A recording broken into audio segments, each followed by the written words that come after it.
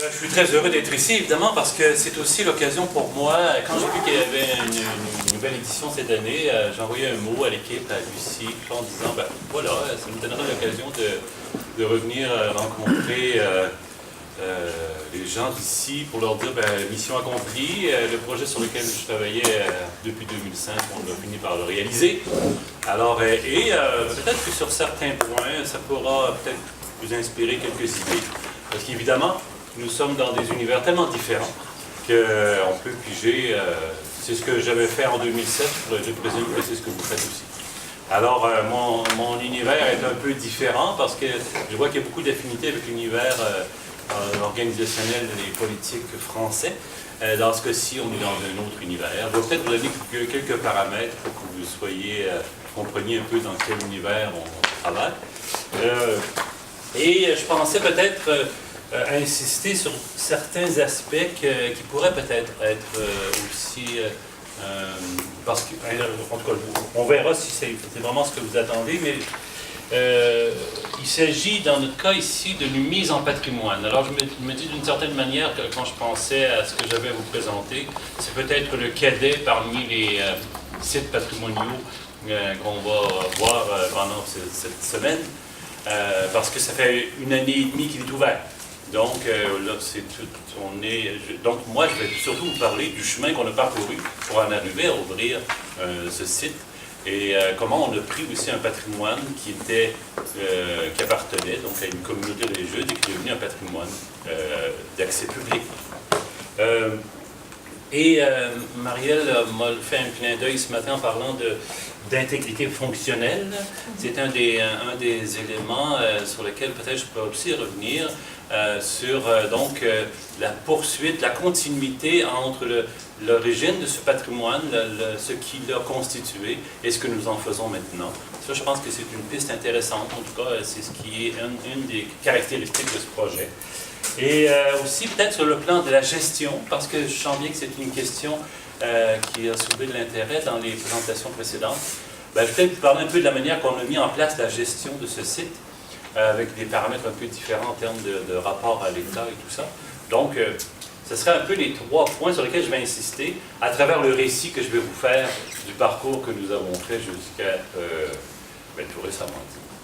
Alors voilà donc, et évidemment, je compte sur vous pour assurer les insistances que vous attendez de mon intervention. Il y a peut-être des aspects ou l'autre, donc peut-être dans une période d'échange qui suivra l'intervention. Voilà. J'ai senti le besoin ce matin d'ajouter quelques notions géographiques. Alors, le Canada, ça occupe une bonne partie de la planète, c'est très grand. Pour vous donner une petite idée, il y a 4 fuseaux horaires sur le pays, alors c'est assez considérable. Et donc, le Canada est divisé en provinces et en territoires. Il y a 10 provinces et le Québec, c'est cette province-là ici. Ça aussi, c'est assez grand, mais il y a 33 millions de personnes qui occupent tout ce grand territoire, donc il n'y a pas de monde partout. C'est surtout ici au sud que le Canada est occupé, sinon sur le littoral, c'est davantage les communautés inuites, par exemple. Alors, et l'endroit où nous allons aujourd'hui, c'est à Québec. Québec est la capitale de la province de Québec. Comme vous savez, Ottawa, c'est une fédération. Mais sur le plan de la culture et sur le plan du développement du patrimoine, c'est des questions provinciales qui reçoit un support du fédéral, mais c'est des notions, des développements qui relèvent du ministère de la Culture et des Communications du Québec dans ce cas-ci. Peut-être aussi, juste pour vous dire qu'on parle français au Québec, et dans les provinces atlantiques, Nouveau-Brunswick, ici, il y a encore beaucoup de communautés francophones, et ça s'étiole un peu en allant vers l'ouest. Même si auparavant il y avait des communautés françaises très dynamiques à l'époque. Mais donc davantage, le Québec a même une loi de protection de la langue française, donc c'est peut-être pour ça aussi qu'il y a un certain combat constant pour conserver le français au Québec. La ville de Québec, ça ressemble à ça. Je ne sais pas si la photo est bonne, j'ai pris ça sur Internet, donc c'est sur le bord du fleuve Saint-Laurent, c'est sur un cap, et la ville s'est d'abord développée près du fleuve et les institutions se sont installées en hauteur. Donc c'est là qu'on retrouve le Parlement et tout ça. C'est l'hôtel de Château-Frontenac qui est un peu l'édifice phare. Et le site dont je vais vous parler aujourd'hui, alors là c'est comme si on avait tourné la ville de Québec comme ça. Vous voyez le Château-Frontenac est là, on était sur le fleuve ici. Ici c'est ce qu'on appelle le bassin Louis. Et le site dont je vais vous parler, il est situé ici. On le verra mieux dans des photos plus précises tout à l'heure. Mais donc, comme vous voyez, c'est un peu à l'ouest de la ville et c'est le site de l'Hôtel-Dieu de Québec qui est, donc, fait partie des grandes institutions qui ont fondé Québec et le Québec. Voilà, donc c'était une introduction un peu géographique et politique. Voilà, alors... je trouvais sympathique de ne pas parler d'un patrimoine dont on prend soin, mais de parler d'un patrimoine qui prend soin. On est tellement habitué de dire qu'on prend soin du patrimoine. Dans notre cas, on a voulu miser sur un patrimoine qui prend soin, parce que, évidemment, c'est un patrimoine hospitalier, c'est un patrimoine qui provient de communautés soignantes. Et la photo qui est là, c'est une photo prise dans des séances de travail qu'on a avec des soignants, médecins, infirmières, tous les gens qui travaillent dans le réseau de la santé, où on travaille ensemble à définir le projet et aussi à faire des liens entre la pratique des soins aujourd'hui et celle que nous inspirent les Augustines autour d'une lampe qui servait à l'époque, donc il y a 300 ans, pour traverser du monastère à l'hôpital, une lanterne donc, qui fait partie de la collection. Alors je trouvais que c'était un clin d'œil intéressant de voir des mains de soignants autour de cette lampe. Alors, je vous parle du projet des Augustines du Québec. Les Augustines partaient de Dieppe, ici en France. 3 Augustines sont partis en 1639 pour venir fonder le premier hôpital au nord du Mexique. Alors, c'est vraiment à Québec, le premier Hôtel-Dieu, en 1639. Vous savez, on est dans le Nouveau Monde. Alors, 1639, là, on est dans les débuts de la colonisation de ce secteur de la planète. Donc, pour nous, quand on est dans du patrimoine du XVIIe siècle, on est aux origines. Mais évidemment, dans vos patrimoines à vous, c'était hier. Nous autres, c'est pas mal avant hier. Alors, les Augustines sont arrivés en même temps que les Ursulines sur le même navire et ont fondé les hôpitaux et le système de santé. Ça a été donc un peu le point de départ d'une affirmation d'occupation du territoire, parce que Champlain est arrivé en 1608, mais c'était surtout jusque-là des comptoirs commerciaux, des militaires, c'était peu, et les missionnaires qui partaient sur le territoire. Alors avec l'éducation, avec les soins de santé, on affirmait davantage l'implantation sur le territoire. Les Augustines ont fondé 12 hôpitaux. Alors les 12 hôpitaux que vous voyez là, donc l'Hôtel-Dieu de Québec, le premier, puis ensuite, au XVIIe siècle, 2 hôpitaux. Ensuite, au XIXe siècle, vous en voyez 3, et les autres au XXe siècle. Il faut dire qu'au Québec, le développement du réseau de santé, le développement du réseau d'éducation a été confié pendant une bonne centaine d'années aux communautés religieuses.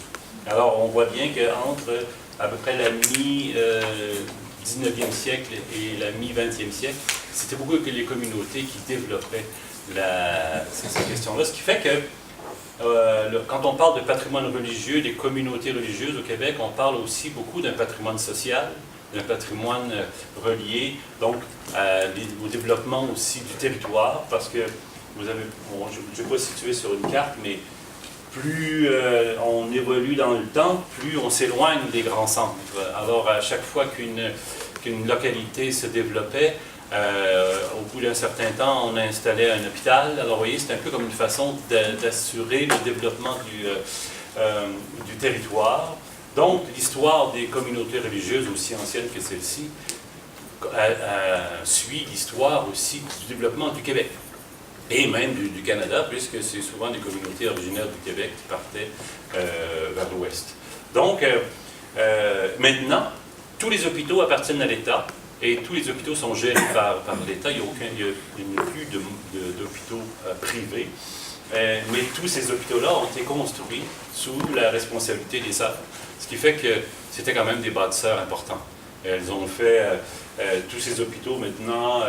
Il y en a plusieurs. Il y a des hôpitaux universitaires, des hôpitaux de recherche. Alors, c'est vraiment un legs important que les sœurs ont d'abord légué à la population du Québec dans les années fin 60 à peu près. Alors, quand on parle du patrimoine des Augustines, il faut d'abord penser que les hôpitaux maintenant font partie du patrimoine québécois. Les communautés religieuses au Québec, c'est le cas pas mal dans l'Occident, en Europe aussi. Les communautés religieuses, n'ayant plus de responsabilité, ou en tout cas au Québec, sociale aussi importante qu'auparavant, tranquillement, elles ont décliné. Elles étaient, voyez-vous, les Augustines, pour l'ensemble du Québec, étaient en 1960 775, et maintenant elles sont 105. Et donc, vous voyez qu'il y a une diminution importante, progressive, qui s'en va. Il n'y aura jamais plus d'Augustines comme on les a connues. Il restera toujours, il y en a actuellement quelques-unes qui ont 40 ans, 50 ans, donc il restera quelques-unes, mais elles vieillissent, elles ont 86 ans de moyenne d'âge, forcément, donc il fallait répondre à cette situation-là. Alors, ce qui fait que les Augustines avaient, alors de manière que fonctionnent les Augustines, c'est elles fondent un hôpital, elles y accolent un monastère. Elles vivent dans le monastère et elles servent les malades, évidemment, la population dans l'hôpital. C'est deux bâtiments qui sont reliés physiquement. Alors, donc, c'est une des dimensions qu'il fallait tenir compte dans notre paramètre de projet. Les Augustines ont progressivement fermé des monastères. Il y en a 6 maintenant qui sont fermés, qui sont devenus généralement un agrandissement de l'hôpital. Alors, parce que c'est relié physiquement, c'est facile tout simplement de le reconvertir en espace hospitalier. Et les Augustines ont dit, ben là, on a, nous, un patrimoine qui remonte aux origines du Québec, 1639, on est près des origines, et on a donc des archives, on a des collections, on a des bâtiments importants. Qu'allons-nous en faire? Elles avaient le sentiment de l'importance de ce patrimoine et avaient le sentiment qu'il était important de le transmettre. Et elles avaient elles-mêmes des musées dans leur monastère, elles avaient des archivistes, ce qui fait qu'elles avaient déjà un sentiment, une compréhension de l'importance d'avoir des centres d'archives accessibles aux chercheurs, etc. Donc, ce qui fait qu'il y avait une culture de protection du patrimoine qu'elles avaient déjà, mais elles avaient le sentiment qu'il fallait maintenant trouver une façon de transmettre les biens et de voir à ce que ce soit dorénavant d'autres qui prennent la responsabilité qu'elles ont toujours eue. Alors, on parle de 1995 à peu près, où elles ont formé les premiers comités de travail, alors à l'intérieur de leurs chapitres généraux. Je parle des Augustines aujourd'hui parce que c'est important de voir qu'elles sont à l'origine de l'impulsion de départ. C'est elles qui ont identifié les besoins, qui ont commencé à réfléchir ensemble, et ensuite, elles ont fait appel au gouvernement, à la ville et tout ça avec une équipe. Alors, donc c'est ce que je vais vous raconter. Mais il était important que je vous dise que dès le départ, c'est grâce aux Augustines qu'on est devant un patrimoine donc transmis, mais aussi important. Alors nous, elles ont, en l'an 2000, elles ont dit, nous souhaiterions que nos archives et nos collections soient regroupées en un seul endroit. Alors, les hôpitaux et monastères que je vous ai montrés sont à plusieurs kilomètres les uns des autres. C'est un grand territoire. Alors, au fur et à mesure qu'on ferme des monastères, on regroupe les archives, on regroupe les collections et on voudrait que ça soit offert, accessible à la population. On voudrait qu'il y ait un lieu qui soit destiné à tenir vivante la mémoire des Augustines. Alors, ils ont identifié en 2001 que ça serait au monastère d'origine, celui de l'Hôtel-Dieu de Québec. Ce qui est intéressant, celui de l'Hôtel-Dieu de Québec, c'est d'abord un édifice de 1695, mais le site est occupé depuis 1639. Donc, c'est une communauté d'Augustine qui vit depuis 1639 jusqu'à aujourd'hui au même endroit. Et au cœur du Vieux-Québec, il vient 4 millions de touristes à peu près par année, donc il y a déjà une force d'attraction qui existe déjà. Et ce n'est pas un patrimoine classé patrimoine mondial, mais on est dans la ville du patrimoine mondial, le secteur de la ville qui a été identifié comme ville du patrimoine mondial à l'intérieur du Vieux-Québec, donc dans le périmètre. Et ça contribue, je pense, à la caractérisation de ce site-là, comme reconnaissance du patrimoine mondial.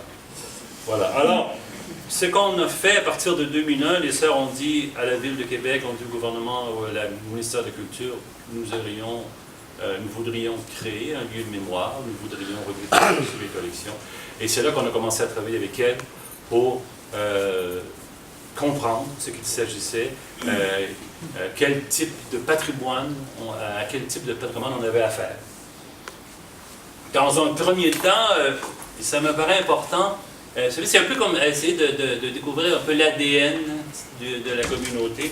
Et il est important de tenir compte du patrimoine spirituel de la communauté parce que c'est essentiellement le moteur de l'existence, du choix que ces femmes ont fait de vivre en communauté et de servir, comme ils disent, les pauvres et les malades. Alors, c'est un patrimoine qui repose sur de la prière, la vie communautaire, l'hospitalité et les soins aux malades.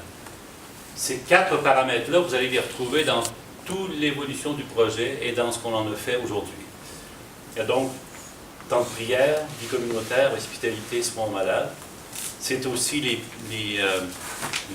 points d'attache de la politique de collectionnement, la politique de mise en collection du patrimoine. C'est aussi à partir de ça qu'on a établi l'énoncé de mission. C'est à partir de ça aussi qu'on a établi ce qu'on offrirait dorénavant au public.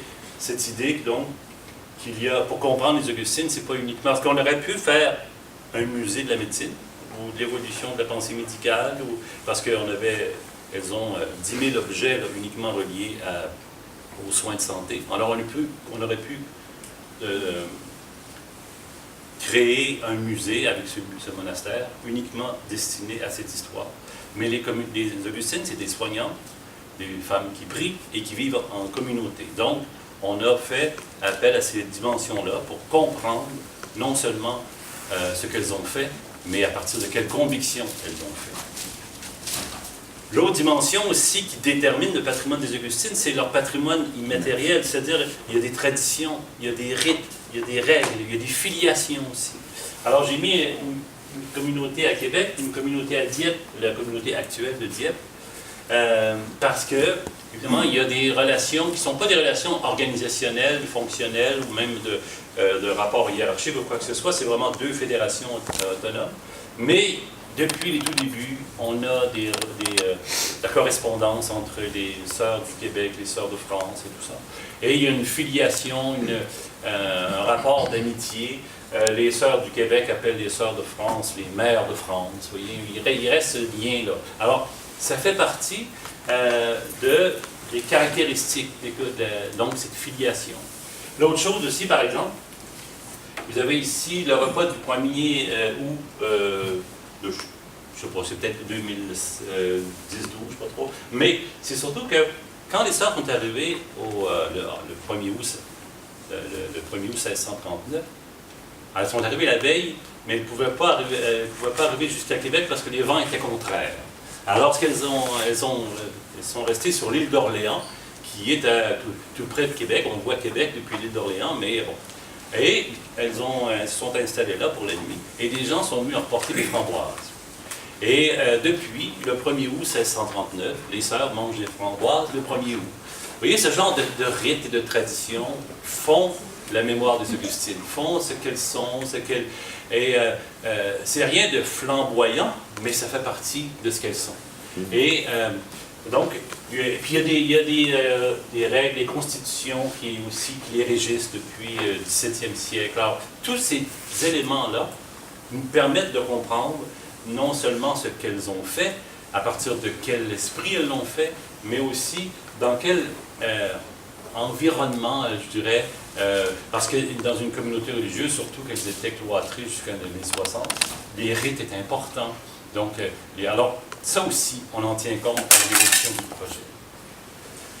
Évidemment, le patrimoine matériel, alors on a 41 000 objets de collection. Alors, en fait, donc, on est en train de prendre, ce que je vous raconte, c'est qu'on est en train de prendre une situation qui n'était pas, comment je dirais, du patrimoine officiel, mais qui était un héritage, disons, appelons-le comme ça, qu'on comprend, sur lequel on travaille, et qu'on arrive à en faire un patrimoine qui devient, je dirais, d'une certaine façon, reconnu de cette manière. Donc, on a fait le travail que vous connaissez fort bien, d'aller de répertorier les objets qui sont dans les monastères, de faire, de les cataloguer, de leur donner un numéro d'accession, enfin, tout le travail de muséologie que ça nécessite. On a fait évidemment des trouvailles magnifiques, des choses très anciennes. Les sœurs prennent soin de leurs affaires. Les sœurs n'étaient pas là pour collectionner des choses, elles n'étaient pas des antiquaires non plus, mais elles ont conservé des choses, parce que c'est encore pratique, ou c'était significatif. Alors, par exemple, elles ont encore le coffre avec lequel les 3 premières sont arrivées. Donc, c'est quand même magnifique, c'est qu'on a une continuité dans les archives, on a une continuité dans les objets, qu'on trouve peu, mais que je me suis rendu compte que, parce que je suis en lien beaucoup avec le patrimoine hospitalier ici en France, et particulièrement en Bourgogne, et tout ça, mais il y a beaucoup de lacunes, parce qu'il y a eu beaucoup de mouvements sociaux importants ici. Hein. Alors, c'est inutile de les raconter, mais au Québec, ça a été moins mouvementé, je dirais, sur ce point-là. Donc, on peut retracer les archives depuis l'acte de fondation, jusqu'aux derniers actes que les sœurs ont signés. Alors, il y a quand même une belle continuité d'occupation du site, et d'objets, et d'archives. Alors, 41 000 objets, ça en fait pas mal. Et 1 kilomètre linéaire d'archives et livres anciens. Alors, comme vous savez, si on le mettait bout à bout dans des boîtes, on se ramasserait au sommet de l'Hydrate, peut-être. Alors, voilà, donc, c'était pour le Québec. On est dans du patrimoine fondateur. Pour le Québec, on est dans du patrimoine de première importance. Et c'est la raison pour laquelle vous allez voir la mobilisation, dont je vais vous faire un peu tracer à quelques grands traits. Cette mobilisation n'a pas été difficile, mais parce que c'était dans un patrimoine exceptionnel. Personne ne pouvait dire au Québec, le patrimoine des Augustines, on s'en occupe pas, c'est pas important, c'est pas intéressant, parce qu'on est là dans des actes, dans des objets qui racontent toute l'histoire du Québec. En fait. Parce que les sœurs étaient aussi propriétaires, c'était la manière qu'on fonctionnait à l'époque, c'est qu'on leur donnait des terres qu'elles exploitaient pour nourrir les malades. Et elles avaient donc des biens fonciers importants. Et donc, elles sont aussi, c'était des seigneuries, c'était le régime seigneurial, qui faisait que, après ça, elles ont vendu des terres et tout ça. Alors, c'est tout ça, c'est cet univers matériel dont on est aussi les gardiens. Alors, je vais vous dire un peu comment on a travaillé ça, parce que c'est peut-être un des aspects, en tout cas, qui peut avoir certaines réminiscences chez vous. Première étape, il fallait comprendre. Il fallait prendre en responsabilité un patrimoine fondateur. Le connaître, le comprendre, le transmettre. Alors, comme je vous dis, toutes les recherches. On a fait beaucoup d'entrevues avec les sœurs, par exemple. Alors, on sortait des objets, des placards, on les rassemblait par famille d'objets, et on faisait venir les sœurs. Comment utiliser? Racontez-nous comment vous utilisiez les objets, dans quel contexte, avec qui, à quel moment de l'année. Alors, vous voyez, ce genre d'entrevue. Parce que je vous rappelle qu'on est avec des femmes qui ont plus de 80 ans. Et depuis que moi je travaille avec elles, donc depuis une douzaine d'années, il y en a plusieurs qui sont décédées. Alors, vous voyez, on est devant un patrimoine qui s'éteint tranquillement. Et donc, on a fait beaucoup d'entrevues, filmer les sœurs en train d'utiliser les objets en question. Donc, vous voyez, ce genre de choses, c'est le sauvetage ethnologique, je dirais. Donc, aussi, des recherches. On a mobilisé beaucoup de recherches.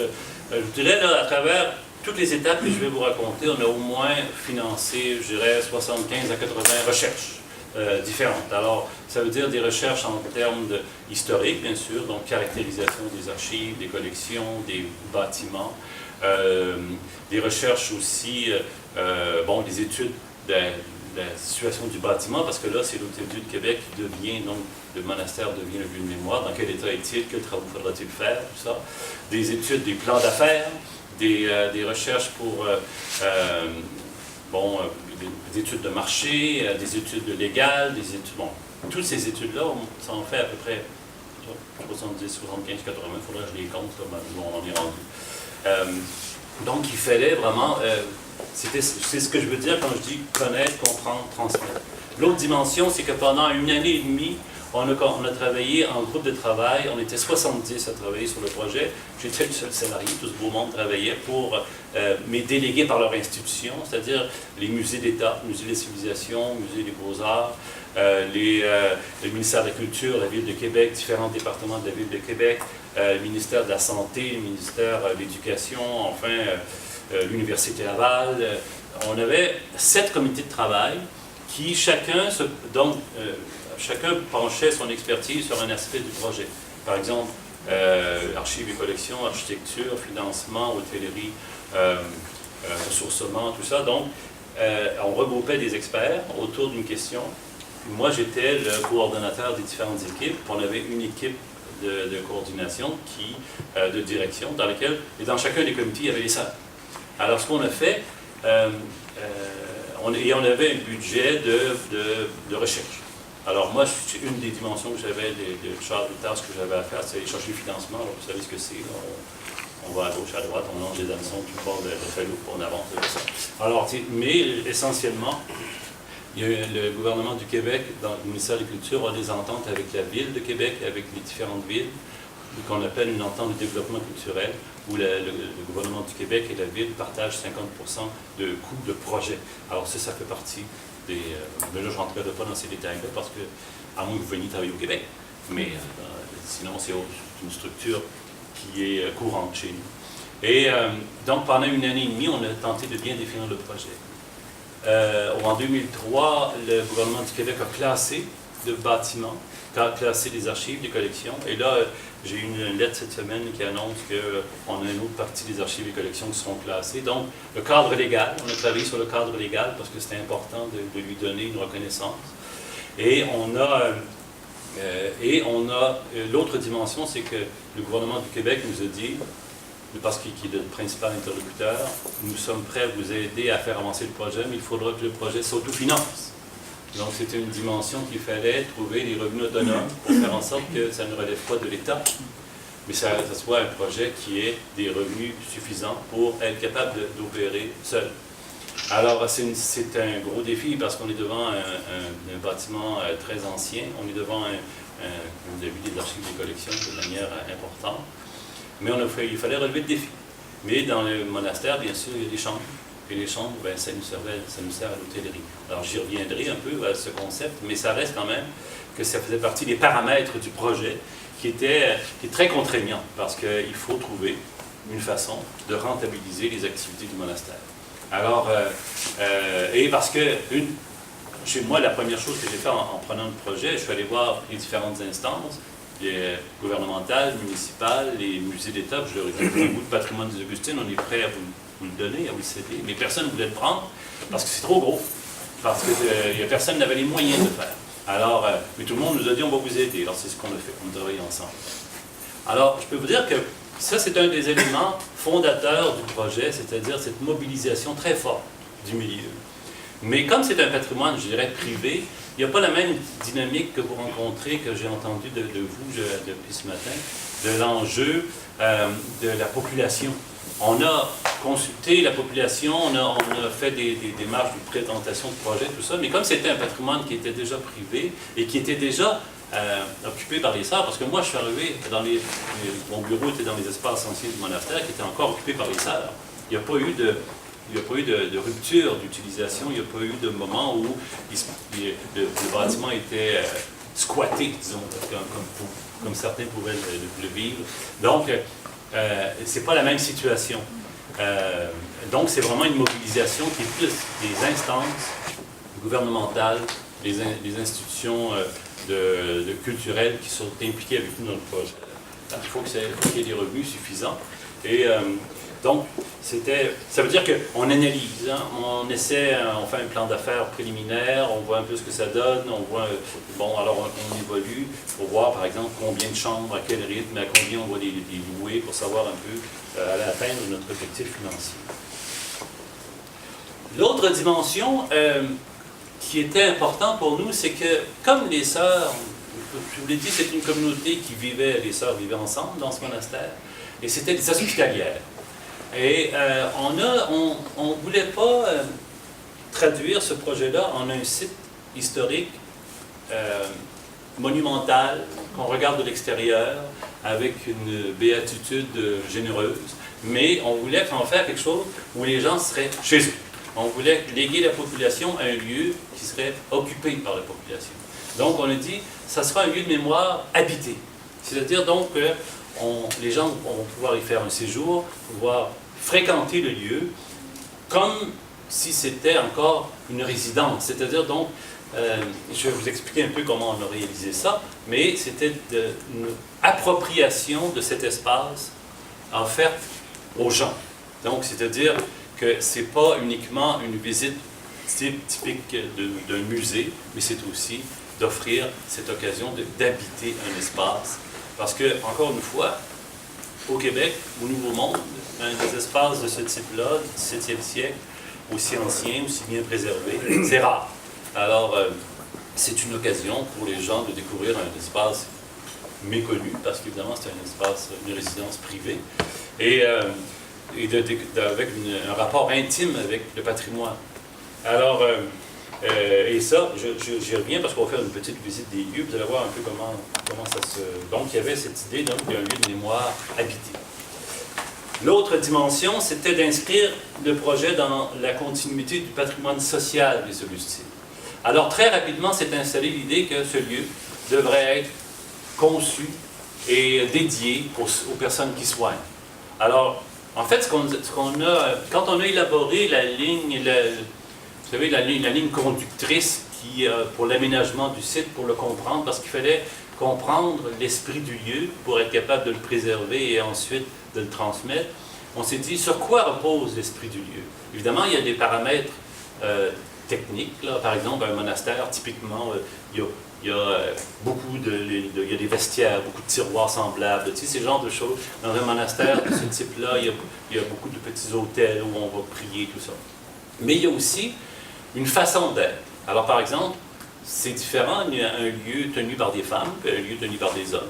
C'est différent un lieu tenu par des enseignantes ou des lieux tenus par des soignantes.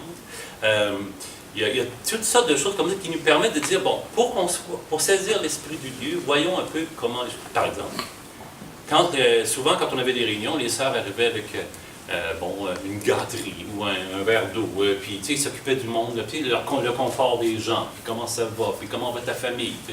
Ça, c'est très typique là, des infirmières, par exemple, et des femmes, et de communautés. Et le lieu était dans un état impeccable. C'est juste qu'il n'y avait pas des pantoufles en dessous des pattes. Puis, quelque chose de très, très beau, très préservé pendant 200-300 ans. Donc ça aussi, cette dimension-là. Et par exemple, tout le développement durable, ce qu'on appelle aujourd'hui le développement durable, les sœurs gardaient les affaires, les réutilisaient. Alors ça fait l'esprit du lieu. Et on s'est dit, pour être capable de se coller à ce que ça veut dire aujourd'hui, il faudrait penser comment un soignant occuperait-il le lieu? Si c'était un patrimoine militaire, on pourrait peut-être penser comment un militaire vit dans un espace. Si c'était un patrimoine industriel, etc. Vous voyez? Alors on s'est dit, donc il faut qu'il y ait une dimension confort, une hospitalité, convivialité. Il faut que ça se transmette. Et on s'est dit, notre groupe de référence, ce sont les soignants. Comment un soignant aménagerait-il un lieu où il accueillerait quelqu'un? Alors, on a essayé de construire un peu l'imaginaire du lieu autour de ça. Et l'autre chose, c'est qu'on en a fait un lieu dédié aux soignants, c'est-à-dire qu'on regroupe les soignants à cet endroit-là, non pas pour de la formation technique, pour le soin, par exemple, comment intervenir dans telle maladie, mais sur l'être du soignant, c'est-à-dire les convictions, l'impact du soin sur ma personne. Comment je réussis à faire face aux obligations de mon travail, au contexte professionnel qui n'est pas toujours facile. Alors, on a beaucoup de tables de rencontres, informelles ou formelles, entre de soignants. De différentes responsabilités, que ce soit des gestionnaires, que ce soit des médecins, infirmières et tout ça. Et par exemple, on a un groupe qui commence cette semaine, oui, c'est un groupe de soignants plus âgés, donc qui arrivent vers la fin de leur carrière, et d'autres qui commencent, qui se réunissent pour un peu passer ce flambeau du soin. Et l'intérêt, c'est qu'ils sont dans un lieu qui a toujours porté le soin depuis 375 ans. On a toujours parlé de soins dans cet endroit-là. Et il y a des traces de ça dans l'univers muséal, les objets, dans les préoccupations, les sentences. C'est des phrases qui sont écrites sur les murs. Tout ça parle du soin, ça parle de soulager la souffrance, ça parle d'attitude envers... Alors, l'autre chose qu'on fait aussi, c'est que dans le cursus de formation des futurs médecins, il y a on a une entente avec la faculté de médecine. Les futurs médecins viennent au monastère, font un séjour. On a un projet aussi qu'on veut développer, par exemple, au moment de l'examen de l'ordre des infirmières. On prépare un séjour au monastère. Un moment d'études, vous voyez, parce que le monastère, alors on imagine bien, les sœurs vont travailler à l'hôpital, travaillent 12 heures par jour, puis ils travaillent. Mais ils reviennent au monastère pour prier, parler ensemble, manger ensemble, et probablement se parler de ce qu'elles vivaient. Et c'est un peu difficile de le faire quand on arrive à la maison et que notre conjoint va dans le milieu de la santé, alors que quand ces soignants se retrouvent au monastère, ils évoquent en 3 mots la réalité de leur journée, puis tout de suite, ça évoque quelque chose. Alors, donc, il y a cette dimension-là qu'on développe beaucoup. Comme là, cette semaine, c'est une journée porte ouverte pour tout le personnel du CHU, Centre hospitalier universitaire, qui est juste relié. Alors, donc, on développe cette dimension-là. L'autre chose aussi, au Québec, je présume que c'est vrai un peu partout, mais on a ce qu'on appelle les proches aidants ou les aidants naturels, c'est-à-dire des personnes qui, à la maison, prennent soin de quelqu'un. Alors, donc souvent, c'est une conjointe, même généralement, les statistiques, c'est des femmes qui prennent soin de leur conjoint qui peut être atteint d'une maladie dégénérescente, par exemple. Bon, alors vous savez à quel point ça peut être accaparant, à quel point ça peut être essoufflant, épuisant. Et on a peu de recul parce qu'on est 24 heures sur 24 avec la personne qu'on aide. Alors, on a des ententes avec les organismes communautaires. On a des subsides qui viennent du gouvernement pour nous aider à ça. Et la personne vient au monastère, il y a une chambre réservée avec une petite suite, quelque chose de sympathique. Et il y a quelqu'un qui va prendre le soin de la personne à la maison pour dire, viens prendre un break, comme on dirait, viens prendre un répit au monastère. Et là, on a, puis je vais vous parler un petit peu de la programmation, mais la personne a accès à tout. Puis elle peut faire une sieste pendant toute la journée si elle veut, si la journée lui appartient. Elle peut rester là quelques jours, c'est aussi. Alors, donc, vous voyez, c'est cet esprit-là de faire que ce soit les soignants qui déterminent un peu l'ambiance du lieu.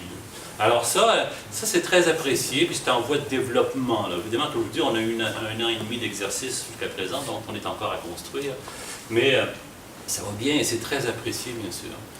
Et on a un réseau de bénévoles qui accueille ces personnes-là, qui, elles, sont des anciens de l'Hôtel-Dieu, c'est-à-dire infirmiers, gestionnaires de département, tout ça, parce qu'on a aussi, c'est l'autre clientèle, comme on est relié à l'hôpital, physiquement, on ouvre une porte, on est rendu à l'hôpital, et que l'Hôtel-Dieu de Québec dessert en oncologie tout l'Est du Québec, et ça c'est très grand. On pourrait traverser la France facilement en termes de distance. Il y a des gens qui viennent se faire soigner à l'Hôtel-Dieu pour l'oncologie, la néphrologie, les grandes maladies qui demandent un équipement spécialisé. Souvent, elles sont accompagnées par une personne, et cette personne-là est logée au monastère. Alors, la personne qui est soignée, évidemment, va à l'hôpital parce que ça demande un encadrement qu'on n'est pas en mesure d'offrir, mais la personne qui l'accompagne est logée au monastère, à prix très très réduit. Là, c'est une contribution financière. Et elle, encore une fois, elle a une porte à traverser, donc elle peut aller au chevet du malade de nuit, de jour, parce que c'est des traitements assez intensifs, des diagnostics sévères. Et encore une fois, ce réseau de bénévoles qui connaît bien la culture médicale, tout ça, est en mesure de dire « Oh, ah oui, il vient de subir tel traitement. » Oui, je comprends, c'est ce qu'il a vécu. Alors, ça crée, je dirais, le le cœur qui bat à l'intérieur du monastère. Vous voyez, c'est des gens qui prennent soin de quelqu'un et qui portent la préoccupation du soin comme les Augustines l'ont toujours fait. Alors, ça, je dirais, moi, l'image que j'avais à un moment donné, c'est une batterie d'auto. Alors, les gens qui viennent juste faire un tour, prendre 3-4 photos, qui ressortent, moi, je dis, ça vide de batterie. Mais les gens qui arrivent, qui passent un temps là, qui participent, qui partagent leurs préoccupations soignantes, ça recharge la batterie. Parce que la batterie, c'est un peu comme, je dirais, ce qui nourrit le sens du lieu.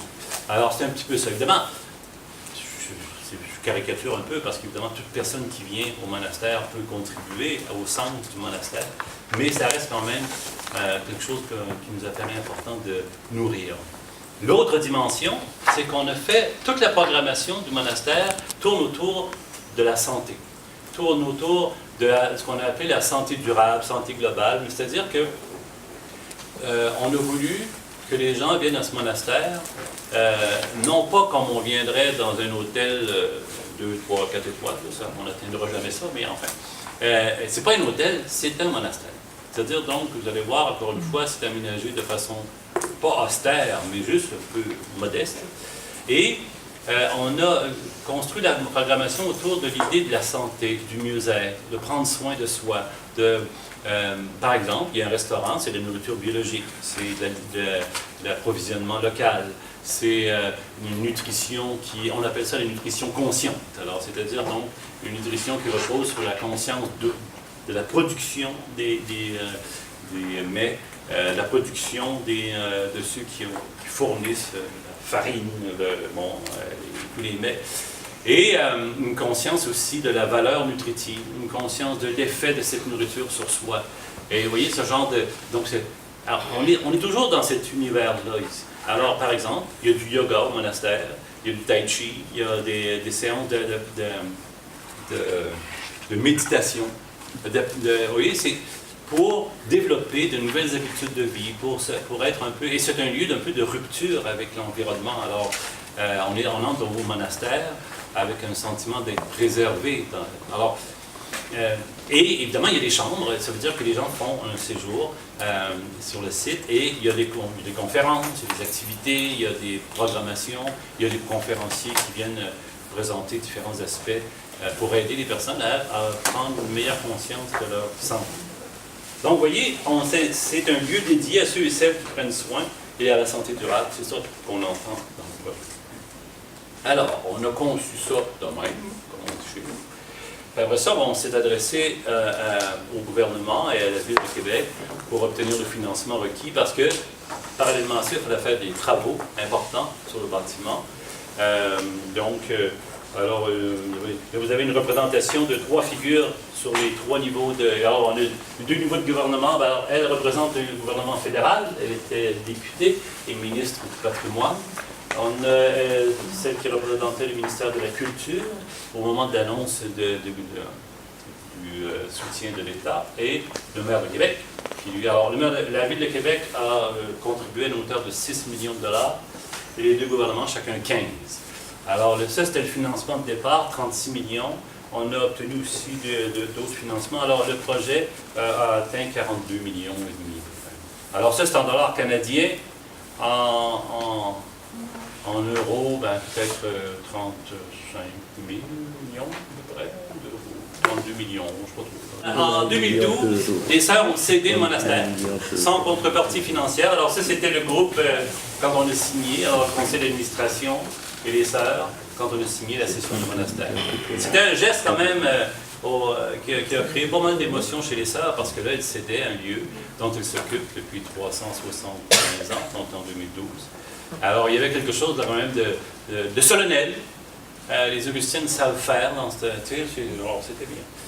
Ensuite, on est entré dans une période de travaux. Je vous épargne ça, mais évidemment, c'est quand même fascinant les travaux dans un édifice comme celui-là. Alors, refaire l'électricité, la plomberie, la mise aux normes du bâtiment, introduire la climatisation, voir aux issues de secours, aménager les espaces pour les nouveaux usages.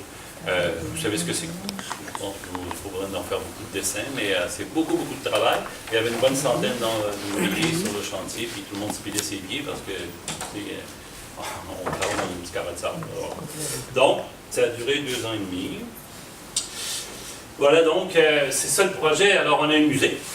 Alors, un musée avec un parcours qui peut être fait sur une base individuelle et autonome, ou accompagné d'un guide. Ce qu'on a fait, par exemple, chaque personne qui vient a des écouteurs et le guide a un micro.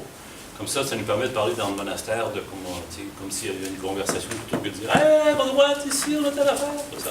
Donc, on a préservé l'esprit du lieu de cette manière-là.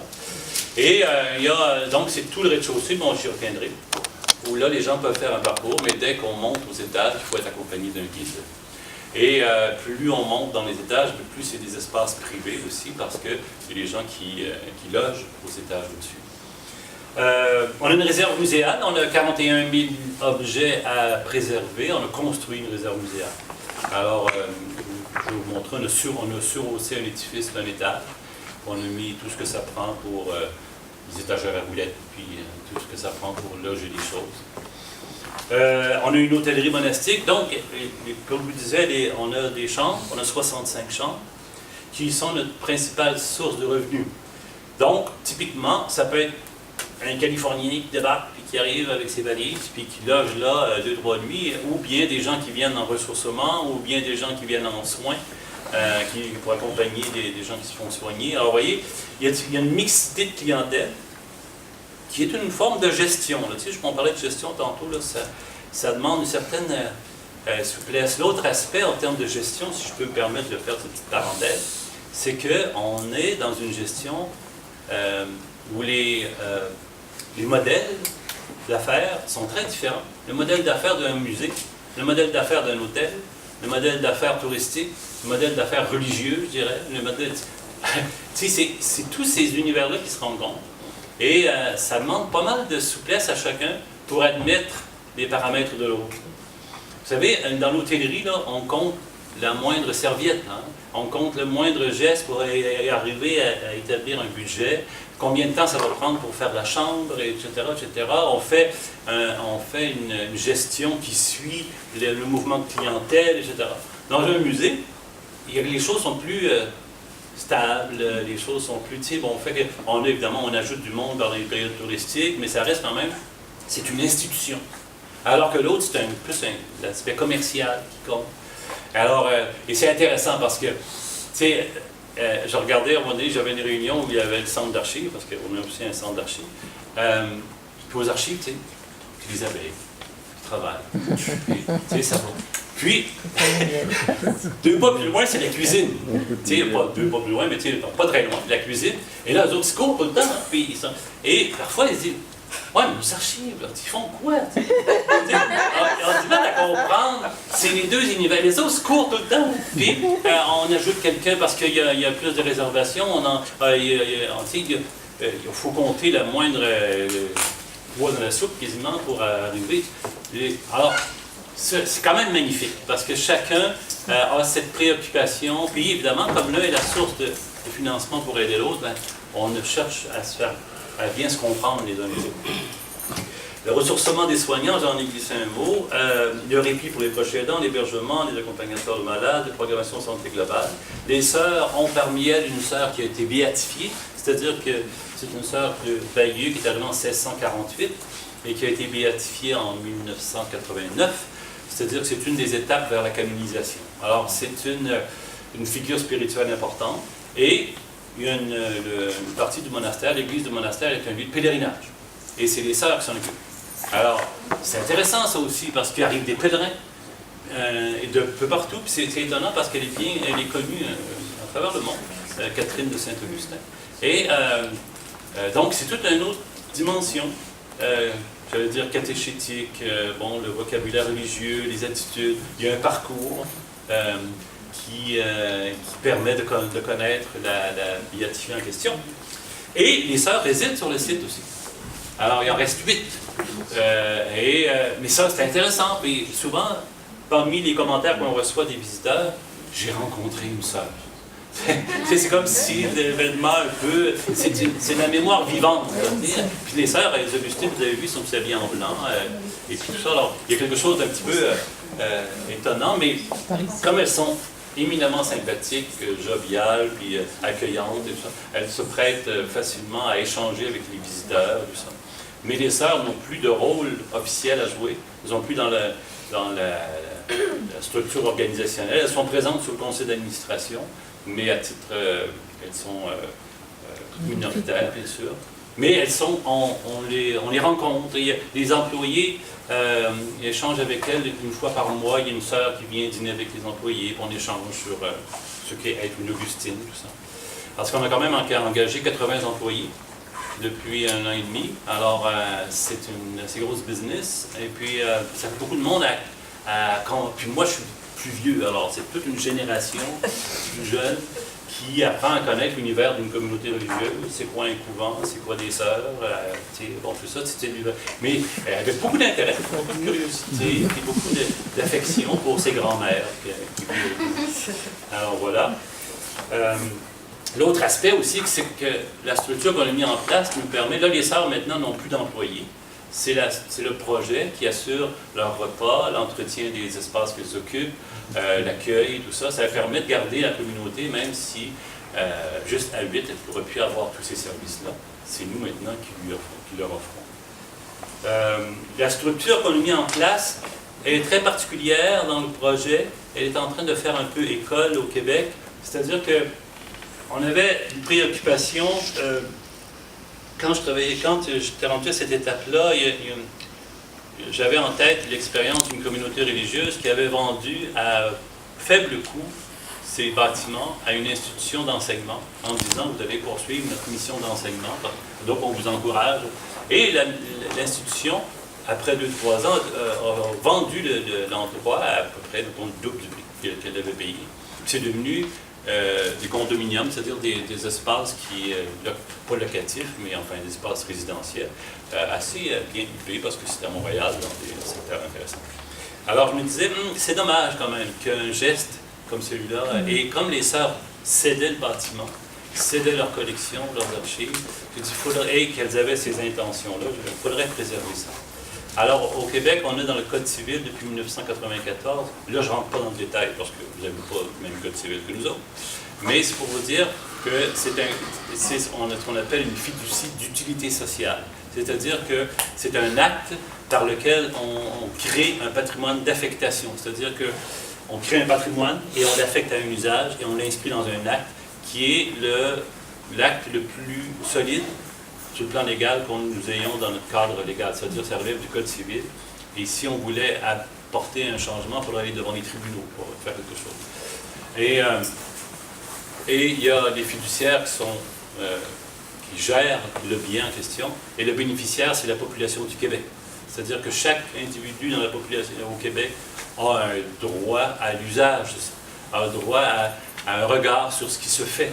Évidemment, pas tout le monde qui est autour de la table, mais vous voyez, c'est cette idée qu'on voulait léguer la population à l'intérieur d'un acte fiduciaire.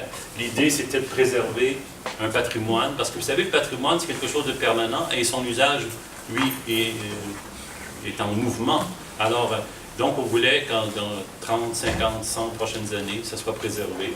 Et un organisme sans but lucratif, je crois qu'ici, on appellerait ça une association. Il y a un conseil d'administration avec des bénévoles autour de la table et qui, eux, gèrent le lieu. Alors, la fiducie a une entente avec cette organisation-là qui gère le lieu, qui engage le personnel, qui fait les communications, qui fait la programmation, etc.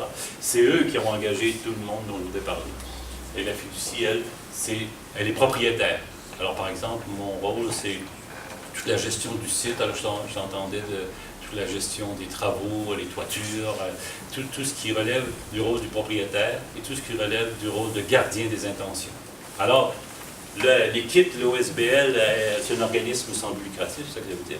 Il peut faire des choses, tenter des approches, mais il faut que ça reste dans une ligne de conduite qui est surveillée par les fiduciaires.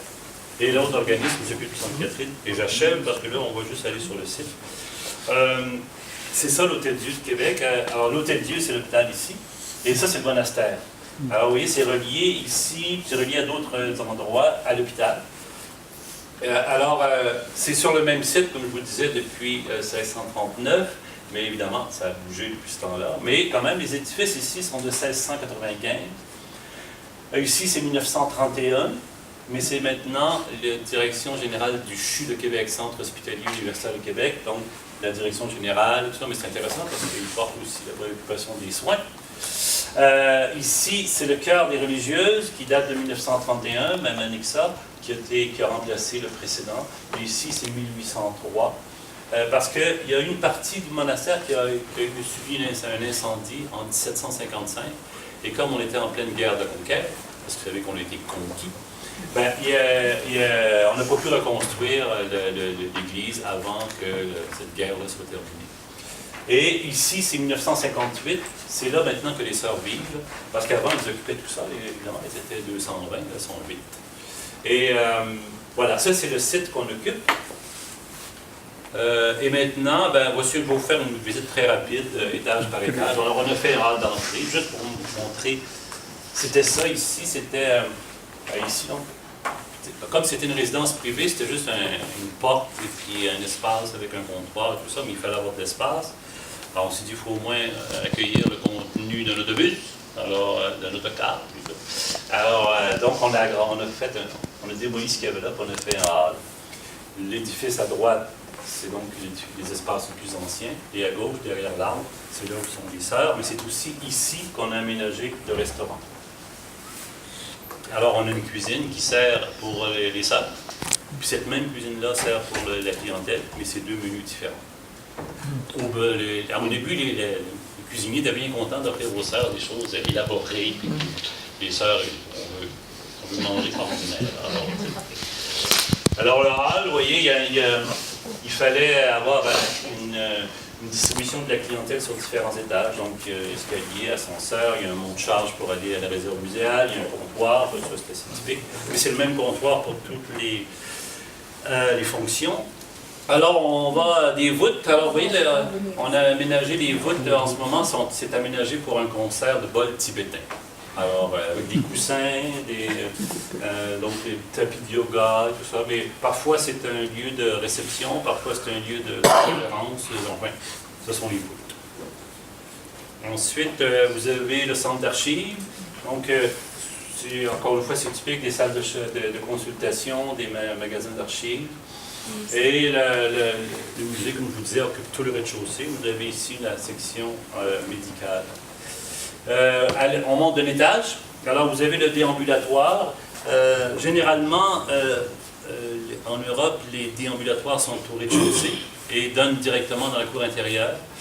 Au Québec, il fait un petit peu plus froid. Il fait même fret, disons-nous chez nous. Et donc, c'est fermé. Et c'est à l'étage. Et donc, mais quand même, il y a l'idée de déambulatoire, des grandes fenêtres, le corridor. Et à gauche, ce sont des salles. Alors, c'était là où les sœurs se réunissaient. Les novices étaient formés, tout ça. Et là, ces salles-là, on les loue, on les utilise. Et ici, par exemple, vous avez la même salle, mais configurée différemment pour une réunion, je ne sais pas, d'un conseil d'administration peut-être. Et puis, le yoga. Vous voyez? Donc, il y a beaucoup de mouvements d'usage. On monte à l'étage au-dessus, c'est les cellules anciennes. Alors, les chambres étaient très sobres, il n'y avait pas de toilette dans chacune des chambres, c'est encore le cas. Alors, un lit, une table de chevet, un évier, une penderie, c'est ça la chambre. Mais les lits sont confortables, ils sont à grandeur standard, avant ils étaient un peu plus petits. Et vous voyez un peu, c'est l'étage de 1695, alors les poutres et tout ça, il fallait aménager un peu pour les incendies quand même. Et l'étage au-dessus, c'est des chambres modernes. Alors là, cette fois-là, on a rasé tout l'étage parce que les chambres étaient moins intéressantes. On a fait donc de nouvelles chambres et dans celles-ci, elles ont chacune une salle de bain. Et le restaurant dont je vous parlais, vous voyez, on va les fenêtres. Alors, c'est drôle parce que nous, on trouvait bien sympathique d'aller chercher des chaises dans les disparates. Quand les sœurs ont vu ça, on dit: vous n'avez pas encore reçu vos chaises? Alors, ça vient toute la collection. Alors, ça, c'est un aspect aussi, comme tu disais. Dans toutes les pièces, il y a des objets de collection. Seulement à l'étage, au rez-de-chaussée, c'est un discours muséal. C'est-à-dire, un cartel, un petit cordon, des choses comme ça. Aux autres étages, les objets sont là, puis, mais on observe que les gens, ça induit chez eux une attitude de conservateur. Il faut faire attention quand même, ce meuble-là, il y a 200 ans, alors, il y a un rapport à l'objet qui est intéressant parce que c'est comme si ils comprenaient que c'est collectivement qu'on va réussir à garder ces choses-là en bon état. C'est pas le cas de tout le monde. C'est-à-dire qu'on a mis une poignée qui a lâché, enfin. Mais on a un protocole de surveillance, on a des... Enfin, il y a des caméras aussi. L'église. Alors, cette église, il y a dans la partie ici, il y a les restes de catholique Saint-Augustin, donc c'est le lieu de pèlerinage. Et le cœur des religieuses, c'est une vaste enceinte où les sœurs se réunissaient. C'est en 2 chœurs, c'est-à-dire une en face des autres. Alors, ça pouvait contenir 220, puis elles sont 8 dans ça. Alors, mais c'est étonnant parce qu'il y a des offices, donc, et il y a des messes. Puis les gens qui viennent, même si, parce que c'est un monastère, mais il n'y a plus... Ce qu'on offre n'est pas religieux. Il y a pas, on ne prétend pas transmettre la foi ou des activités reliées à la foi, mais c'est un patrimoine religieux. L'univers est spirituel d'une certaine manière. Mais les gens viennent à la messe, les sœurs, écouter les sœurs chanter. Puis il y a l'organisme pratique à toutes les semaines. On l'entend, des fois on s'en lance ensemble. Alors, ça contribue à l'univers. J'achève, c'est l'avant-dernière attribution. On a reçu toutes sortes de reconnaissances depuis l'ouverture, mais je trouvais intéressant de vous montrer un peu la diversité. Clé verte, c'est une reconnaissance en développement durable. Et on a atteint ce qui était au maximum, parce qu'il y a de la géothermie, enfin, il y a toutes sortes de choses. Des mérites en architecture, en musée, puis le National Geographic nous a donné, nous a reconnu l'an dernier, le meilleur endroit au monde pour le ressourcement. Je ne sais pas comment ils sont bien généreux. Et puis, ça c'est le site. Alors, juste, on voyait tantôt, là, c'est juste qu'on a ajouté un étage pour mettre la réserve muséale. On a aménagé un accès aussi, alors, mais sinon, c'est resté pas mal la même chose. Voilà, c'est tout. Super, merci vachement. Il y a peut-être des questions, puis surtout, ce que ça suscite finalement. Il me semble qu'il y a un message, des messages peut-être. Préserver l'esprit de Dieu. Oui, si on essaie de réfléchir à ça, c'est quoi? Tu dis, Martine, c'est... Préserver l'esprit du lieu. Oui. Cette spiritualité, même s'ils ont fait un hôtel, ils essaient quand même de garder cet esprit de recueillement. Et ça se travaille avec le monde, ça. Moi, ce que j'ai observé, c'est que chaque fois que je faisais entrer quelqu'un dans le monastère, chaque personne vivait une expérience. Et c'était important de colliger ça un peu, de mettre ça ensemble. Et on a tenté de saisir cette expérience-là et de la traduire. Parce que moi, ce que je craignais, c'est quand on va faire des travaux, ça va perdre l'esprit de Dieu. Et tu vois, donc, puis on a rédigé des choses, on a rédigé des textes qui nous ont permis... Et l'autre chose aussi, c'est qu'on a confié à l'équipe muséale le réaménagement du monastère, en se servant d'une ligne conductrice muséologique. Parce que, évidemment, les hôteliers, mettons, auraient pu... Celle qu'on a engagée pour être directrice générale du site provient du secteur hôtelier. Une des premières conversations que j'ai eues avec elle, elle me dit c'est nous, dans notre domaine, c'est la clientèle qui détermine l'offre. Donc, elle dit si la tendance actuellement, c'est des chambres roses, on va les peindre en rose. Elle dit oh, ça ne se passera pas de même. Mais tu sais, alors tu vois, c'est intéressant juste de dire ok, ça veut dire quoi donc? Ah, là, tu es dans un domaine patrimonial et tout ça. Sauf que, par exemple, on a des vieilles portes qui ont 200 ans, toutes minces et tout, avec des vieilles planches et tout ça. Là, elle dit, là, les sœurs avaient des clés, c'est pas un problème. Voilà. Là, un trousseau de clés gros comme ça pour gérer. Alors, là, on veut des cartes magnétiques. Oh, des cartes magnétiques. Tu vois, là, ce genre de défi-là, on l'a maintenant, il y a des cartes magnétiques. Mais on a fait toutes sortes de tests et tout ça. Donc, c'est beaucoup d'échanges entre les univers différents pour arriver à maintenir l'esprit du lieu qui est d'une décision à l'autre. C'est comme ça qu'on maintient l'esprit du lieu. Moi, ce qui m'intéresse, c'est la mécanique que vous mettez en place pour le plan directeur de tout ça. Parce que là, c'est une complexe un petit peu à plusieurs niveaux, l'hôpital, monastère, l'hébergement, tout ça. Comment ça fonctionne J'étais intéressé tantôt les expressions que vous aviez d'un plan de gestion, conservation. Moi, je viens de terminer ce qu'on a appelé, nous, un plan de maintien d'actifs immobiliers. C'est-à-dire que, évidemment, on a fait les travaux, l'ampleur, je ne vais pas trop décrire ce qu'il en était, mais on a fait pas mal de choses. Il y a des choses qu'on a retirées du programme parce qu'on manquait d'argent, malgré tout. Donc, il y a des toitures qu'on n'a pas refait, il y a des choses qui ont pu... Et donc, il reste des choses à faire. Et d'autre part, on a confié à une équipe d'architectes, d'ingénieurs, tout ça, de nous faire un plan d'ici 25 ans, ce qu'il faut pour maintenir les actifs actuels. Donc, il y a, je ne sais pas moi, une pompe d'ascenseur. Habituellement, ça dure 15 ans. Alors, on prévoit dans 15 ans remplacer la pompe de l'ascenseur ou bien prévoir un plan de gestion pour en arriver à repousser cet échéancier-là. Donc, même chose pour les infrastructures davantage patrimoniales. Les fondations, enfin, et on a aussi un plan on a une gestion plus quotidienne, là on a une équipe avec, bon ben là, je sais pas, mais il faut réparer telle affaire, il faut remplacer tel emploi, alors il y a une équipe de gestion plus quotidienne. On est en train de mettre en place une équipe de protection patrimoniale, je dirais, parce que il faut avoir des protocoles d'intervention. Il y en a qui sont arrivés là-dedans avec un esprit de centre de congrès, où le client arrive avec toutes ses affaires, ses lumières, et là ça finit par briser les choses. Donc il y a un protocole d'usage du lieu dans un esprit patrimonial. Alors il y a différentes couches, évidemment il y a un plan de gestion des activités, du développement, de réajustement aussi, de la programmation, tout ça. Alors, vous voyez, il y a plusieurs couches là, Au tout début, je me disais que voici un bel exemple pour le patrimoine culturel immatériel parce qu'on a parlé de spiritualité. Ensuite, il y a un ensemble de savoir-faire qui concernait plus ou moins donc, la communauté des Augustins. Voilà. Et après, on est venu au matériel, mais dans le développement, après, je me suis dit, mais on transcende encore, on part carrément même dans la problématique même du patrimoine industriel. Parce que quand on essaie de voir, ce sont des vastes espaces qui sont là et on veut les réaménager pour que ça puisse d'une part avoir l'esprit de l'activité qui était menée et d'autre part que ce soit très utile. Donc c'est plus ou moins ce que j'avais ressenti.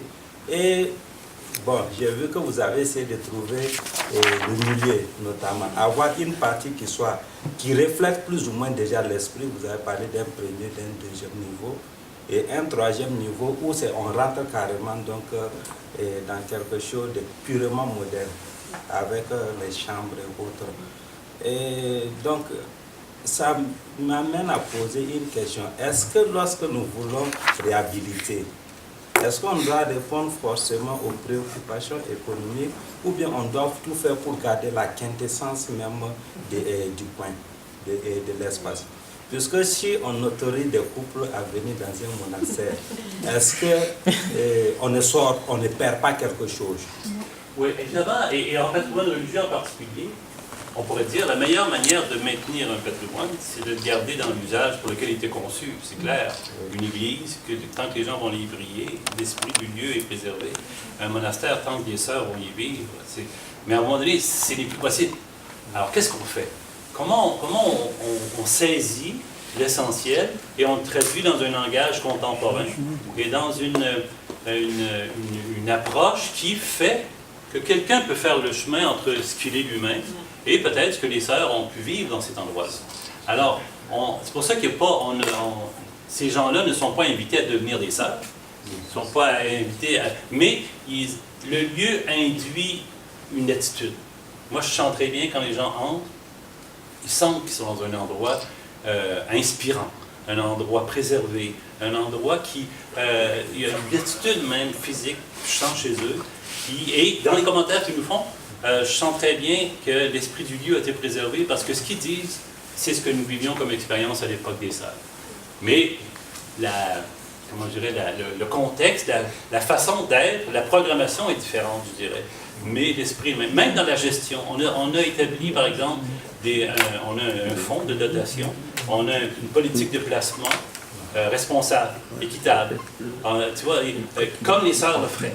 On a ce qu'on a développé, l'économie sociale, c'est-à-dire c'est une économie qui repose sur des revenus pour préserver le bien commun. Et à toi, tout ça, c'est dans l'esprit de ce qu'une communauté religieuse fait. Mais c'est pas la même affaire, parce que c'est plus une communauté et ça sera plus ça. Mais elles sont là, elles nous inspirent. Ils inspirent des attitudes.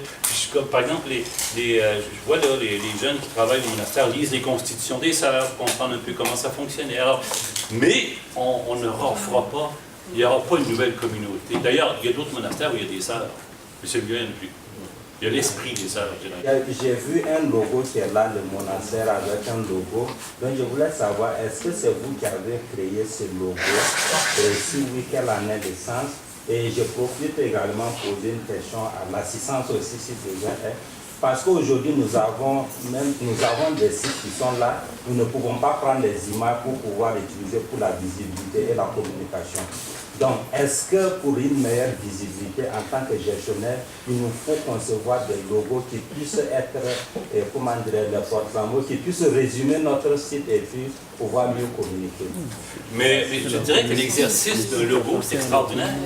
Parce que quand tu as une équipe de graphistes autour d'une table, ils ont tous un crayon, en fait, ils ont des machins comme ça, puis là, ils ont des idées, puis ils sont capables de prendre l'esprit d'un projet et de tenter de le traduire. Comme par exemple ici, évidemment, ils ont repris l'idée du A, mais aussi de l'élévation, aussi l'idée du clocher, tu sais, les 3 feuilles d'olivier, c'est parce que les 3 fondatrices, et l'olivier, l'huile servait à soigner. Tu vois? Et bon, évidemment le logo, mais il y a une déclinaison qui est possible aussi. Il y a une déclinaison de ce logo-là qui est, la barre est faite par exemple, pour le restaurant c'est une louche, pour les archives c'est une plume. Mais ça, ce qui est important à mes yeux, c'est que moi en tout cas dans mon cas, c'était d'être gardien des objectifs et du processus. C'est comme ça que j'ai défini ma tâche. C'est gardien des intentions, ouais, voilà. On l'a dit à un moment. Ouais, gardien des intentions et du processus. C'est-à-dire, là, tu as plein de monde autour de la table, comme ici maintenant. Là. Puis, puis chacun, dans son point de vue, le graphiste, le muséologue, l'architecte, le chercheur, l'ethnologue, tout ça. Mais on regarde tous le même objet au centre de la table, on se dit, c'est quoi que je comprends de ça? Et la compréhension de chacun finit par faire saisir quelque chose différemment. Les sœurs elles-mêmes apprenaient à se connaître à travers le regard de tout le monde. Alors c'est une opportunité très intéressante que de confier à une équipe de graphistes. Alors, dans le domaine de la communication, moi je me bats un petit peu, je suis attentif, c'est que dans le domaine des communications, c'est les superlatifs qui dominent. Alors il faudrait faire des raccourcis. Alors des fois je fais attention un peu pour le plus vieux, le plus ancien, le plus grand, le plus... Ça c'est très dans les communications que je dis, oh, attends un peu, là, c'est pas si vieux que ça, c'est pas si... mais enfin, c'est le gardien aussi de l'orthodoxie. Vous avez commencé en disant que votre histoire était beaucoup plus récente que la nôtre, du XVIIe siècle. Et peut-être c'est grâce à ça que c'est, je sais pas, c'est plus facile de voir l'avenir et de faire évoluer un patrimoine sans les préserver dans une vitrine comme dans un musée.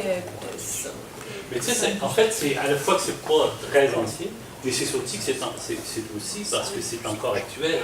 Les sœurs sont là. Moi, l'expression que j'utilisais avec elles, c'est j'ai l'impression d'emboîter vos pas. Okay? Alors, donc, on marche avec elles dans le monastère actuellement. Alors, il y a cette continuité-là. Et elles ont su donner l'impulsion et laisser aller ensuite. Alors ça, on leur doit ça. L'autre aspect, c'est que ça, c'est un projet qui repose sur la définition de la mémoire. Mais il y a d'autres projets au Québec qui se définissent, par exemple, sur une reconversion architecturale, une église qui devient complètement autre chose. Par exemple, une bibliothèque, un centre d'une salle de réunion, un monastère qui peut devenir un édifice à bureau, complètement étranger. Mais là, l'idée, c'était de construire une mémoire. C'est de construire ce qu'il fallait pour maintenir une mémoire, mais pas reconvertir un bâtiment, c'était pas ça le projet. Alors que parfois, on peut dire un monastère, un couvent va devenir ça, un centre communautaire, une mairie, enfin, je sais pas. parce qu'on peut garder l'édifice. Moi, ma question, c'est au niveau du plan des affaires. Je voudrais savoir dans le domaine du patrimoine, comment ça s'élabore, les arguments que vous avez utilisés pour pouvoir convaincre les partenaires. Je veux dire que ça a été fait pour chercher des choses, des partenaires, des financiers pour le tour. Maintenant, bon, je ne sais pas comment. En fait, il y a deux éléments. Il y a la définition du projet. Ça, c'est important. Il faut que ça soit cohérent. Il faut que ça soit qu'on comprenne. Chaque fois qu'on a pris une décision, c'était toujours en se disant en quoi ça sert la mémoire des Augustines. Alors, donc, il y a une cohérence du propos. Ensuite, il y a des analyses. Le plan d'affaires a d'abord été précédé par des études de marché, par exemple. Est-ce qu'il existe ce genre de choses-là dans la région de Québec, au Québec? Quel genre de choses est un peu semblable et comment ça fonctionne? Quels sont les revenus? Alors, on s'est dit combien ça prendrait de chambres pour arriver à un niveau. Alors, il y a des gens là que c'est leur science, eux autres. Alors, mais moi, et c'est la même chose pour vous, l'important c'est de dire oh, on ne fera pas n'importe quelle chambre. Oh, ça ne se peut pas. Moi, une des choses que je voulais, je leur ai dit regardez là. C'est dans le Vieux-Québec, c'est clair, on est dans un espace touristique, on pourrait charger maximum, mais la population du Québec a investi dans ce projet-là, peut-être 40 millions de dollars, et on veut que ça soit une appropriation de la population. Alors il va falloir faire quelque chose d'un petit peu équilibré. Alors ça, c'est notre rôle comme gestionnaire de dire, mais après ça, il y a quelqu'un qui va dire, mon Denis, si tu ne mets pas au moins ça à 100 $ la nuit, tu n'arriveras pas parce qu'il faut que tu payes les concierges, etc. Alors, eux, ils sont là pour te relancer en disant, avec leur science. Mais toi, tu es là pour... Même chose pour sur le plan légal. Les avocats, notaires, tout ça que j'ai consulté, il y avait tout plein de bonnes idées. J'ai dit, c'est pas ça, c'est pas ça, tout à fait. Tu sais. Puis là, tu dis, voilà, on l'a trouvé. Voilà, c'est ça, là. C'est ça qu'il ne faut pas perdre de vue. Bon, pour moi, je crois que malgré son aspect d'un méga projet, mais ça démontre encore un peu cette capacité d'un patrimoine à s'adapter au changement.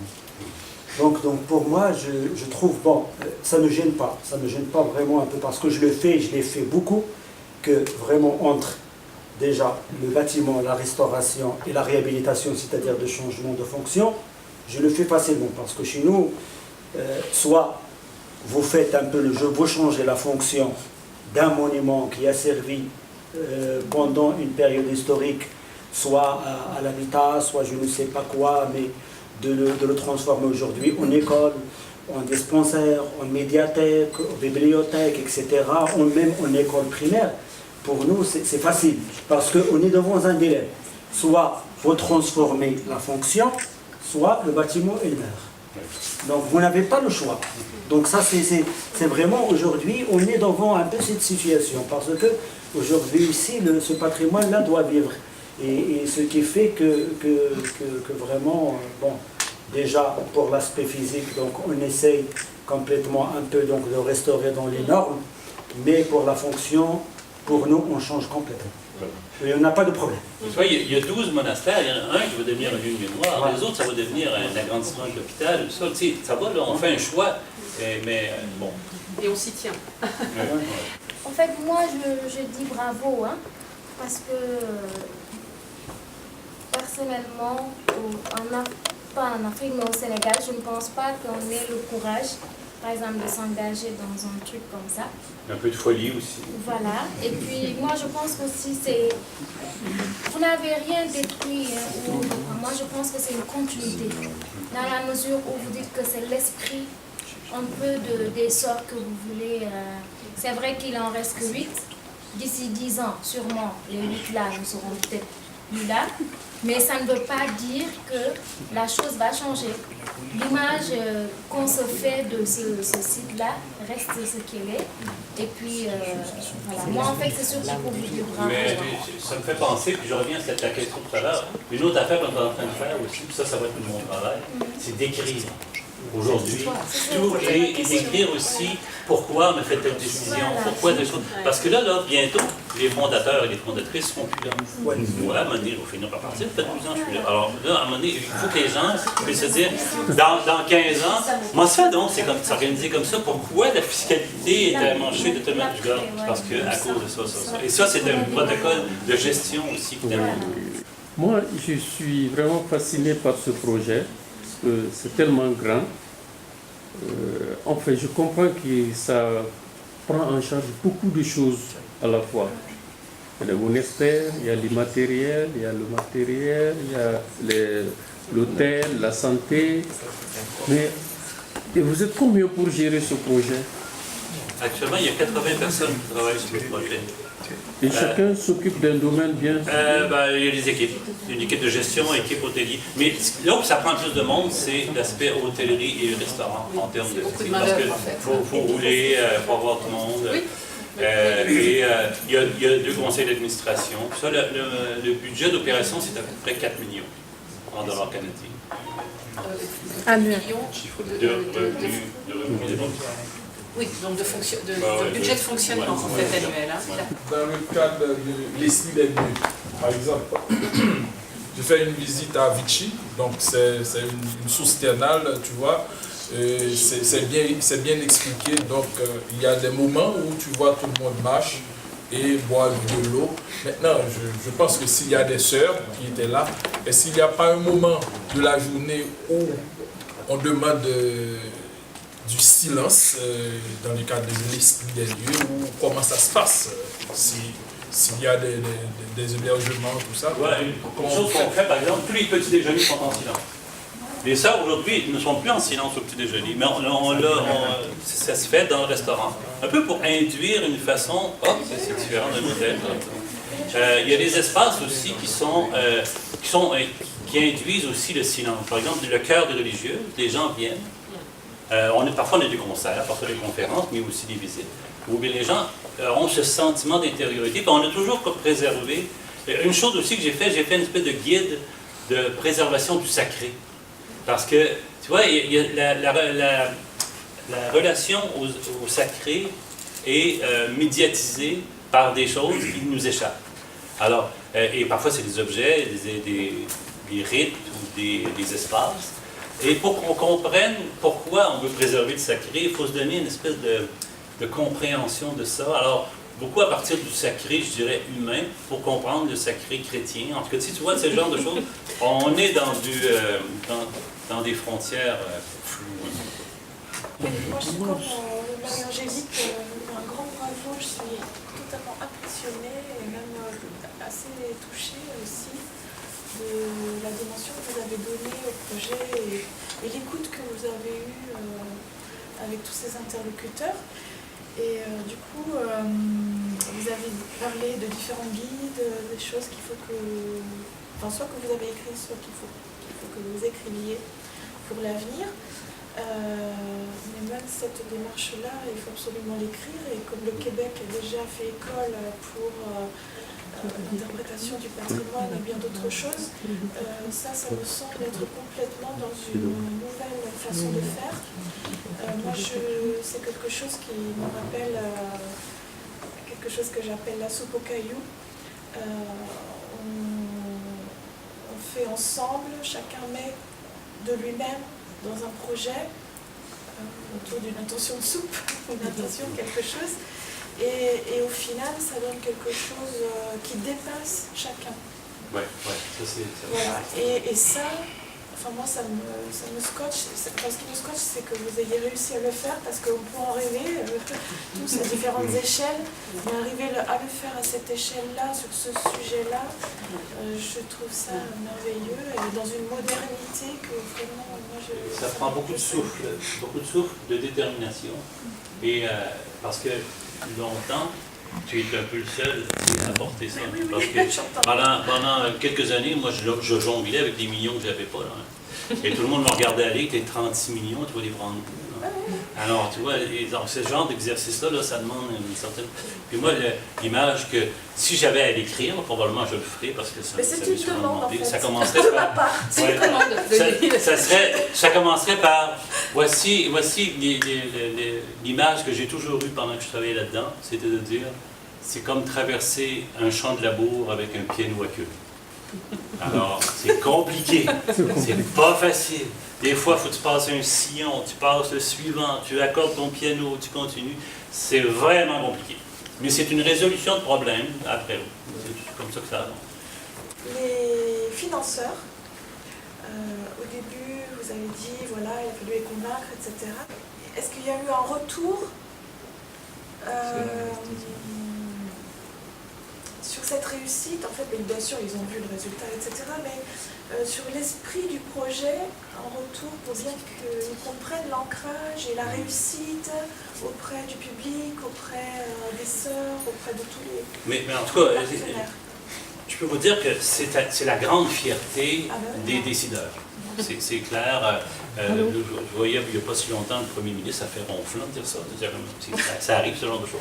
Et il disait, il y a 2 projets pour moi qui ont été importants dans le domaine patrimonial, c'est le vôtre et c'est un autre, Cataract, oui. Mais tu vois, et lui, par exemple, son ancêtre est enterré sous la chapelle de l'église. Alors ça aide. Alors, et son ancêtre était, qui s'appelle Guillaume Couillard, était présent à la bénédiction de la première pierre. Et il ne savait pas écrire. Alors il a fait un X, ici, signature de Guillaume Couillard. Alors, on l'a numérisé le document, quand on a fait l'inauguration, je lui ai présenté, j'ai regardé, votre ancêtre ne savait pas écrire, et son descendant est le premier ministre. Là, ça c'est bon. Voilà. Et là, il a encadré ça, puis il l'a mis dans son bureau au Parlement. Moi, j'ai beaucoup apprécié votre expo, et puis j'ai trouvé qu'il y a beaucoup de similitudes par rapport à notre site de Tapu-Tapu-Atia, surtout en parlant l'esprit du site, la préservation du sacré. Et moi, je suis bien curieux de savoir quelles sont vos méthodologies par rapport à la préservation du sacré. Est-ce que vous avez des techniques particulières que vous avez mises en place? Mais tu sais, je pense à ton projet, Jean, là, parce que ça fait un petit moment que je le connais, on a connu Richard aussi à l'époque. Et c'est vrai aussi, côté Afrique et tout ça. Ce que je trouve magnifique dans votre projet, c'est que c'est un site sacré qui va rester sacré, et c'est au nom de ça qu'on le préserve. Ça, c'est magnifique. Dans un cas comme celui-ci, on se distancie un petit peu. Là, comme je disais, c'est plus un monastère d'une expérience religieuse. Qu'est-ce qu'on maintient pour garder un esprit, et qu'est-ce qu'on laisse aller qui n'est plus... c'est plus ça. Alors, et ça, c'est un exercice délicat, l'attitude. Moi, je fais beaucoup confiance au lieu. Moi, je me suis dit, c'est un lieu de mémoire et il est habité.